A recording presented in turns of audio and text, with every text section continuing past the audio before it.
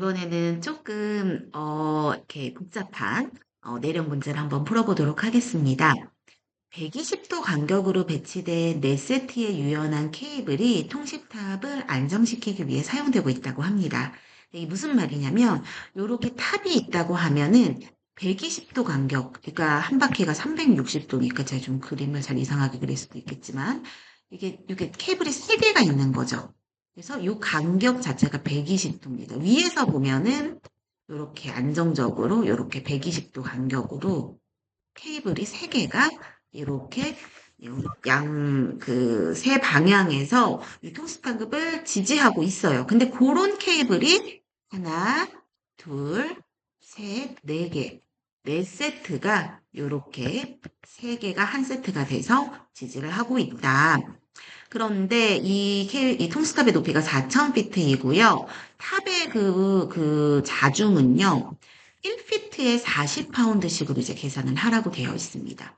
그러니까 제일 꼭대기에서 예를 들어 50피트짜리 여기까지에 가해지는 그 중력은 40 곱하기 50 해가지고 2000이 되겠고, 근데 요 제일 밑에 가해주는 거 요 400을 다 이제 곱해야 되는 거죠. 그래서 40 곱하기 400을 해줘야 되는. 그래서 밑으로 갈수록 더 많은 중력이 걸려 있겠지요. 그래서 그러고 또 탑 꼭대기에 그 다음에 고정되어 있는 통신 장비에 의한 중력 200파운드가 있습니다. 이렇게 되어 있을 때 각각 A 지점, B 섹션, C, D 횡단면에 작용하는 충력, 즉 이게 사실은 내력을 구하라는 그런 문제입니다.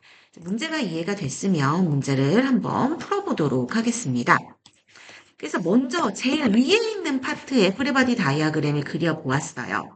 그래서 요 제일 위에 있는 파트에 일단 꼭대기에 가해지고 있는 설치된 통신 장비의 무게 2000파운드에 의한 외력이 하나가 있겠죠. 여기 저보다 훨씬 예쁘게 잘 그려놨고, 그리고 이제 각각의 케이블 120도 간격으로 위에서 보면 120도 간격인 거고, 그 다음에 이 수직 방향의 이 탑과 이루는 각도는 30도인 거죠. 요런 이제 케이블이 있는데 1500파운드로 지금 잡아 당겨주고 있습니다. 그래서 1500, 1500, 1500 해서 세 방향에서 잡아 당겨주고 있다. 이렇게 생각을 하시면 되겠죠. 그리고 이제 정말로 이 50피트짜리 파트에서 이 탑 자체에 의한 자중이 있겠죠. 그거는 아무래도 이제 1피트에 40파운드인데 50피트이기 때문에 2000파운드가 가해지고 있을 거예요. 그래서 여기 무게중심에서 또 2000파운드 추가요 해가지고 통신 설비 무게 2000파운드, 탑 자체 무게 2000파운드, 총 4000파운드가 이제 아래 방향으로 가해지고 있습니다.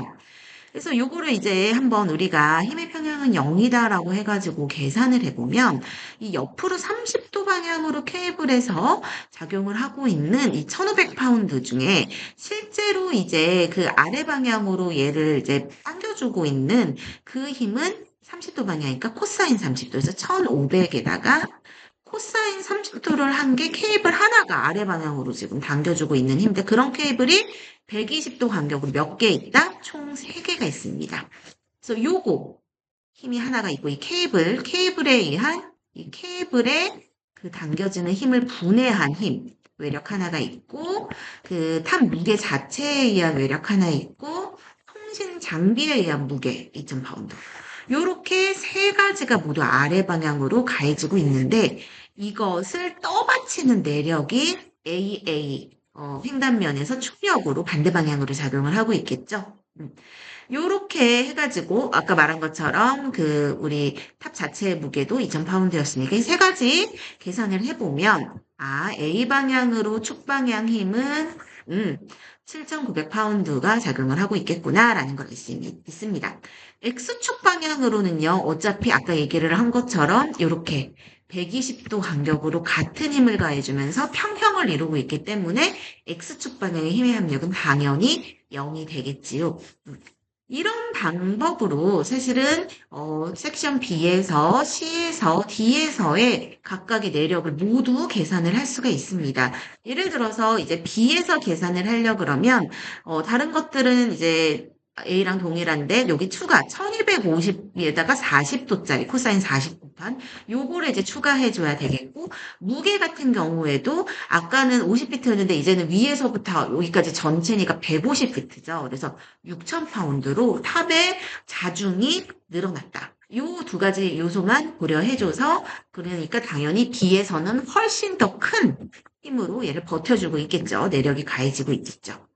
당연히 C, D로 갈수록 점점 더 큰 내력이 가해지게 될 겁니다. 그래서 C 세션 같은 경우에는 케이블 3개, 3세트에 의한 힘 다 더해주고 그 다음에 탑 자체의 자중도 이제 합치니까 250피트가 됐어요. 그래서 10,000파운드나 가해지고 있어서 C 섹션에서는 훨씬 더 큰 내력 지탱을 하게 있겠고요. 마지막으로 D 섹션에서는 케이블 이 4세트에 의한 모든 힘들 더해줘야 되고 전체 탑의 자중도 350피트이기 때문에 14,000파운드나 가해지고 있습니다.